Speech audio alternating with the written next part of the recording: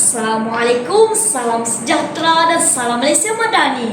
Apa khabar kawan-kawan? Ingin dengarkan sebuah cerita? Mari hayati cerita ini, batu belah, batu bertangkup.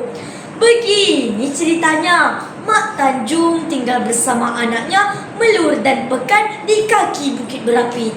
Sejak suaminya meninggal dunia, Mak Tanjung menjadi muram dan pendiam. Kerjanya mencari akar kayu untuk dibuat ubat juga diabaikan. Mak Tanjung teringin makan telur ikan tembakul. Dia ke sungai untuk menangguk. Bukan main suka hatinya apabila dapat menangguk seekor ikan tembakul. Sampai di rumah, Mak Tanjung terus menyiyak ikan itu. Masalah gulai ikan dan telur tembakul ini, ibu ingin makan telurnya, kata Mak Tanjung. Kemudian dia keluar untuk mencari akar kayu. Selepas siap memasak gulai itu, Melur pun mengasingkan separuh telur tembakul. Diletaknya di atas para adiknya si Pekan makan dengan gelojoh sekali. Apabila habis, dia minta lagi sehingga tiada tersisa sedikit pun untuk ibu mereka. Tidak lama kemudian, Mak Tanjung pun pulang. Dia mahu makan. Mana telur tembakul? Tanya ibunya Melur. Sudah habis ibu, Pekan makan semuanya, jawab Melur perlahan. Sampainya hati kamu berdua, kata Mak Tanjung sambil menangis teresa-esa. Mak Tanjung merajuk lalu pergi ke dalam hutan. Di hutan ada batu belah. Batu itu berpuaka. Kalau dia lapar, dia akan terbelah. Kalau sudah dapat mangsa, dia akan bertangkup. Mak Tanjung melangkah laju ke arah batu berpuaka itu.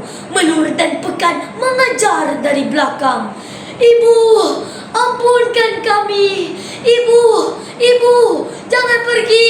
Sesampai di hadapan mulut batu berpuaka itu, Mak Tanjung berkata, batu belah, batu bertangkup, makanlah aku. Anak-anakku tidak sayangkan aku lagi, makanlah aku.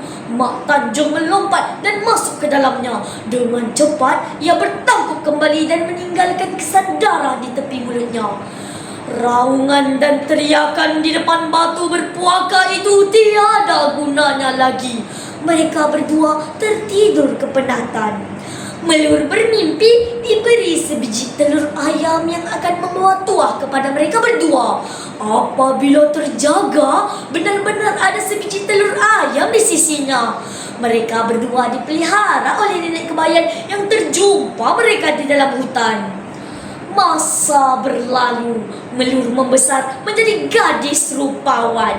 Manakala Pekan pula menjadi seorang pemuda yang tampan dan gagah berani. Telur yang disimpan oleh Melur pun telah menetas dan menjadi seekor ayam jantan yang hebat dan diberi nama si Jalak. Dikisahkan, Raja Indra Sakti telah mengadakan tamasya menyabung ayam. Baginda akan memberi hadiah yang lumayan kepada pemenang pertandingan tersebut. Diam-diam, si Pekan membawa ayamnya si Jalak ke pertandingan itu. Dia tidak memberitahu kakaknya dan nenek kebayan. Si Jalak berjaya menewaskan ayam raja. Semasa raja ingin memberi hadiah kepada si Pekan, tiba-tiba Melur muncul.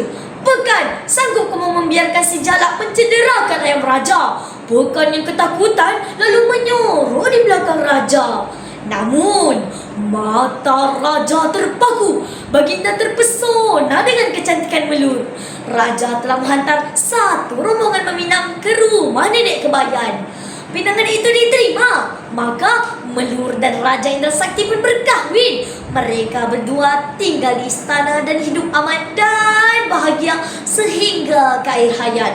Hadirin sekalian, dua teladan daripada kisah ini ialah: yang pertama, kita mestilah menghormati dan mentaati kedua ibu bapa, dan yang kedua, amalkan meminta izin terlebih dahulu sebelum mengambil hak orang lain. Daun pandan, daun selasih. Sekian, terima kasih.